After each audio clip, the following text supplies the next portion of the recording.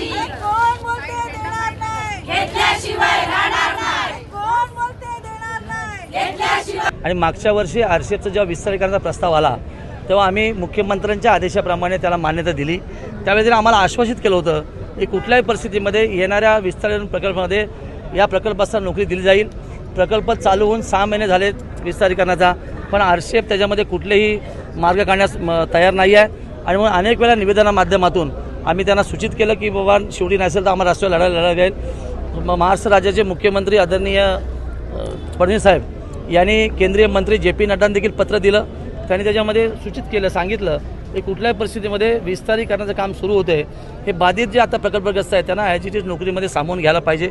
मी स्वतः दिल्लीला जाऊन JP नड्डांना 2 वेळा भेटलो, त्यांना माझी कैफियत किंवा जे म्हणणं आहे ते सांगितलं। खरं तर हा लढा अनेक नेत्यांनी अनेक पक्षाच्या माध्यमातून या ठिकाणी हाताळण्याचा प्रयत्न केला, काही वेळेला यश आलं, काही आलं नाही आहे। पण आरसीएफ जे म्हणणं आहे की 300 मूळ प्रकल्पग्रस्त आहेत, पण आरसीएफने देताना 617 लोकांना नोकऱ्या दिल्या आहेत, उर्वरित फक्त 141 आहेत। त्या लोकांना नोकरी देणं हे बंधनकारक आहे असं साधं लॉजिक आहे।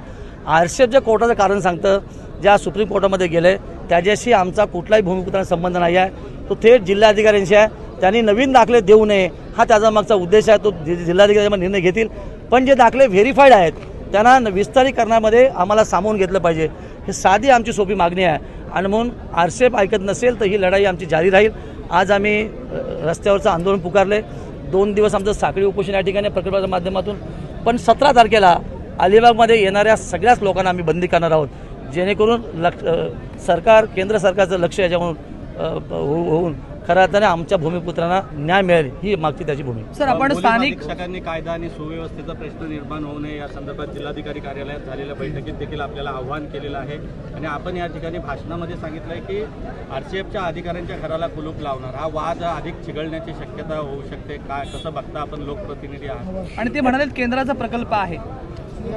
पोलीस अधीक्षकांनी जे म्हणणं केलं त्या म्हणण्याशी आम्ही सहमत आहोत। हा केंद्रीय ही मालमत्ता आहे, याचा नक्की आम्ही आदर करतो। कारण मी देखील आरसीएफमध्ये 11 वर्ष जॉब केला आहे, गेले 36 वर्ष सक्रिय राजकारणामध्ये आहे। अनेक आंदोलन या गेटवरती मी केलेली आहेत, त्याच्यामध्ये त्या सगळ्या कायद्याचा अभ्यास करून आम्ही नक्की त्याच्यामध्ये सहकार्य करू। परंतु आरसीएफ मॅनेजमेंटला अशा पद्धती जर हे असेल तर त्यांनी त्याचा विचार करावा। आज त्यांनी बोलून देखील ते आरसीएफ आले नसेल तर त्यांनी पहिला त्यांचा विचार करावा की लोकप्रतिनिधी आणि अधिकारी यांच्यासमोर आरसीएफ येत नसेल तर ते कोणाचा अवमान करतात हे त्यांनी पहिलं अवलोकन करावं।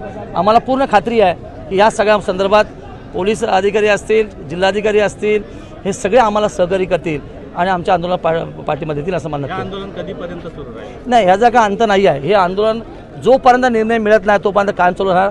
आज फक्त आम्ही दिशादर्शक म्हणून राज्य सरकारने केंद्रात सूचित केलं आहे की आम्ही रस्त्यावरची लढाई लढण्यासाठी सज्ज आहोत आणि तो आजचा दिवस आहे। पण 2 दिवस आम्ही साखळी उपोषण प्रकल्प करणार आहोत, पण 17 तारखेचा दिवस हा खऱ्या अर्थाने सगळ्यात महत्त्वाचा दिवस आहे की जेणेकरून सगळे नाके आम्ही बंद करून येणारे सगळे जे काय पर्यटन असतील किंवा येणारे लोक असतील त्यांना आम्ही मज्जाव करणार, कारण त्याची तीव्रता जास्त असेल, कोणाचं नुकसान होऊ नये ह्या दृष्टिकोनात आम्ही तो प्रयत्न करणार आहोत। आणि म्हणून पोलीस अधीक्षकांना पण आमचं आव्हान आहे की आपण या सगळ्या गोष्टीचा परिपूर्ण अभ्यास करावा, त्या फाईलचा अभ्यास, त्या निवेदनाचा अभ्यास करावा आणि त्याप्रमाणे जे तुम्हाला कायद्यानुसार अधिकार दिला आहे त्या अधिकाराचा वापर जरूर करावा। पण आम्ही कायदेशीररित्या ही लढाई लढतो, आम्ही कुठेही चुकलो नाहीत, आम्ही सगळ्या निवेदन केलेले आहेत, तो आमचा अधिकार आहे जनतेने दिला, त्या अधिकाराचा वापर लोकप्रतिनिधी म्हणून करण्यासाठी मी आज रस्त्यावर उभा राहून सज्ज आहे। ताई, काय सांगाल, स्थानिक भूमिपुत्रांच्या प्रश्नावर आपण या ठिकाणी रस्त्यावर उतरलेला आहात आणि भव्य असं आंदोलन या ठिकाणी होतंय आणि चक्का जाम देखील होतोय, काय आपली नेमकी मागणी आहे? मागणी आमची एकच आहे की ज्यावेळेस आमच्या प्रकल्पग्रस्त म्हणून आमच्या जमीन आहे आरसीएफ कंपनीला गेल्या, त्याच्या बदल्यात आमच्या लोकांना भूमिपुत्रांना सर्टिफिकेट दिली अशासाठी की तुम्हाला या कंपनीमध्ये प्रकल्पग्रस्त म्हणून समाविष्ट करून घेऊ। पण त्याप्रमाणे थोडकी घेतली, बाकीची शिल्लक जी राहिलीत आणि जी शिल्लक राहिलीत त्यांच्यासाठी हे आंदोलन आहे।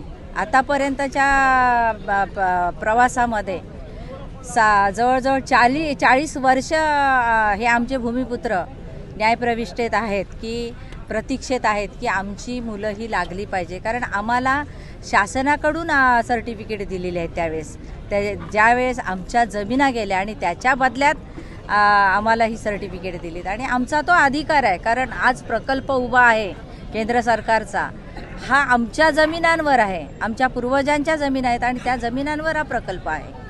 या आंदोलनानंतर बेरोजगारीच्या समस्येवर मात होईल का?